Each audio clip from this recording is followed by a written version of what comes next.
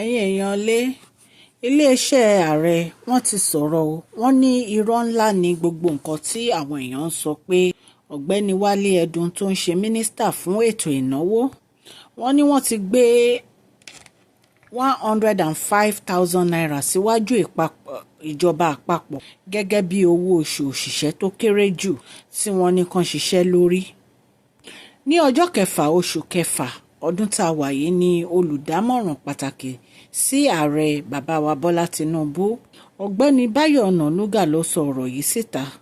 Wọ́n ní mínísítà fún ètò ìnáwó tán tó ń darí ètò ọrọ̀ ajé ọ̀gbẹ́ni Wálé Ẹdùn wọn ò tí ì sọ pàtó lọ́nà ẹgbẹ̀rún lọ́nà ọgọ́rùn-ún àti márùn-ún náírà gẹ́gẹ́ bí owó oṣù òṣìṣẹ́ tó kéré jù.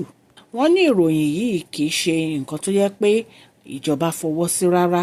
Ìgbà tó di ọjọ́ Thursday ni mínísítà Ẹdùn ni wọ́n ti gbé ìwádìí wọn jáde o. Ni wọ́n dẹ̀ gbé owó oṣù òṣìṣẹ́ tuntun síwájú ààrẹ Bọ́lá Ahmed Tinubu. Bí a ṣe gbọ́ wọn ní ààrẹ Bọ́lá Tinubu fún Wálé Ẹdùn ní ààyè láti ṣiṣẹ́ náà lórí iye tí wọ́n máa fi kún owó òṣìṣẹ́.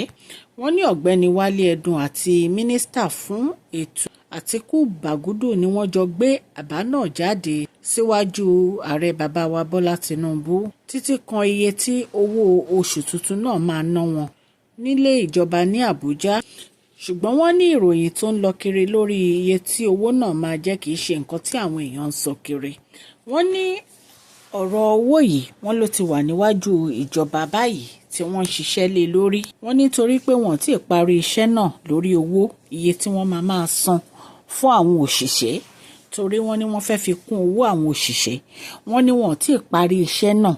Wọ́n ní ìtorí ẹ̀ ni wọ́n ti fi sọ iye owó náà fún àwọn ènìyàn ará ìlú. Tẹ́ ẹ bá gbàgbé lọ́jọ́ Tuesday ọjọ́ 4 oṣù yìí ní àpapọ̀ ẹgbẹ́ òṣìṣẹ́ lórílẹ̀‐èdè Nàìjíríà Nigeria Labour Congress NLCS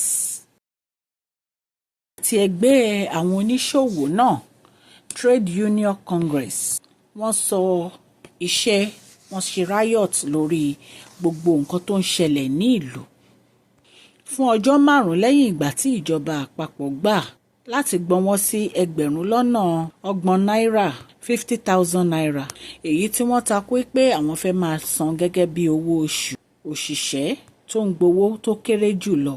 Àmọ́ ọ̀rọ̀ yìí wá láti iléeṣẹ́ Mashola Gist TV. Kí Ọlọ́run kí ó ran gbogbo wa lọ́wọ́. Àmín.